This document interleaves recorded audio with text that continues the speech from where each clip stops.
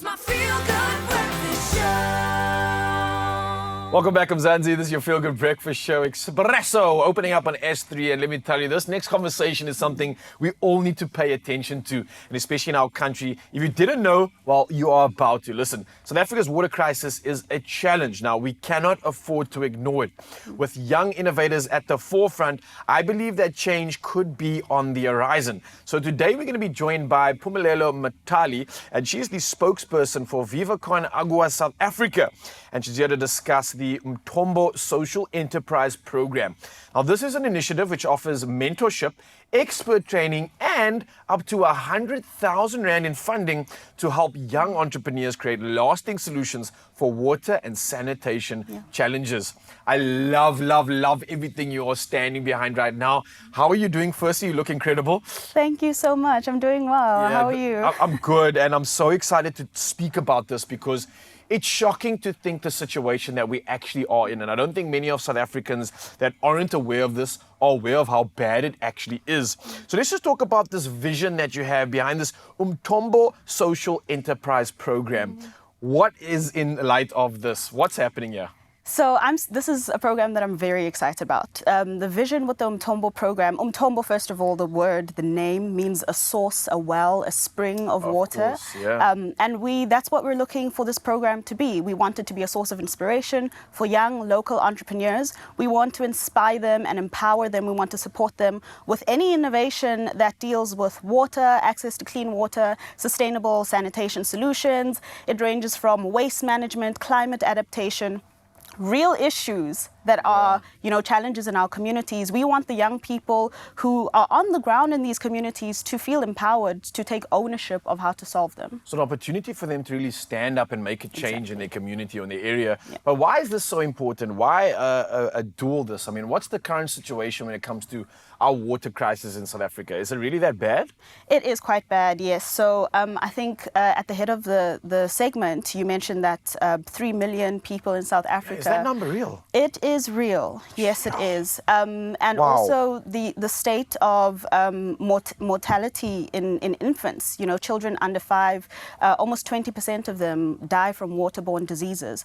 That number also is quite alarming, So this is definitely an issue that we need to pay attention to, that we need to address, really. So young people getting involved in creating a change in that way, I think is amazing. And to be honest with you, the interest that we're seeing from young entrepreneurs is so encouraging. We hear so often that young people in South Africa are apathetic, that they're complacent, with the unemployment rates, which is another statistic that we're trying to address. You hear all these bad things, the narrative around young people not wanting to actually get involved in the economy, and the response to this program really just puts all of that to shame. So you're seeing the flip side of that, and I think definitely maybe the fact that you've added an incredible incentive to this, because it looks like Mzansi-preneurs get mentorship, which already is incredible, but also up to 100,000 Rand in funding. This is huge, and this is definitely something that I think can be a catalyst to some incredible and impactful ideas.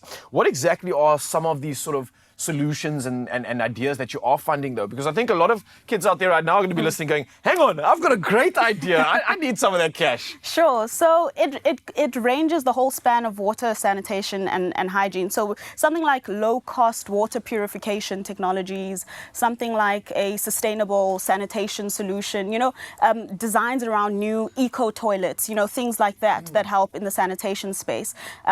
Things around water conservation. How can we improve managing wastewater, anything at all. I mean, I grew up in a township in Johannesburg where leakages in the streets were just commonplace. Like the norm, yeah. Exactly. Meanwhile, there's no actual clean water running out of the taps. So, that it just doesn't make any sense. So we're looking for bold, creative ideas, whatever they are, as long as they tackle those issues, we want to hear from you. I love that. And I don't think any solution, big or small, is one that would be overlooked. So I think you're encouraging so much more of that.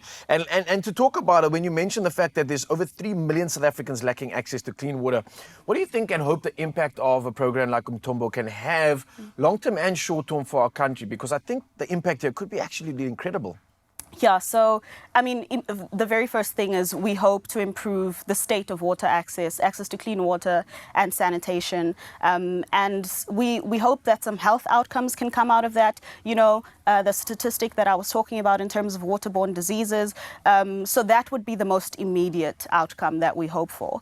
In the long term, we hope to inspire social entrepreneurs, you know, to feel empowered, to take ownership of challenges in their community, addressing them. We hope that this extends beyond just water, sanitation, and hygiene. I mean, this speaks to SDG 6 in terms of access to clean water and a whole bunch of other SDGs, SDG 9, SDG 8, SDG 11. So in terms of bigger international goals, this contributes to that as well. Oh, this is absolutely incredible. A quick one just before you go. How can anybody, entrepreneurs, youngpreneurs, and everybody in South Africa get involved in this project and campaign?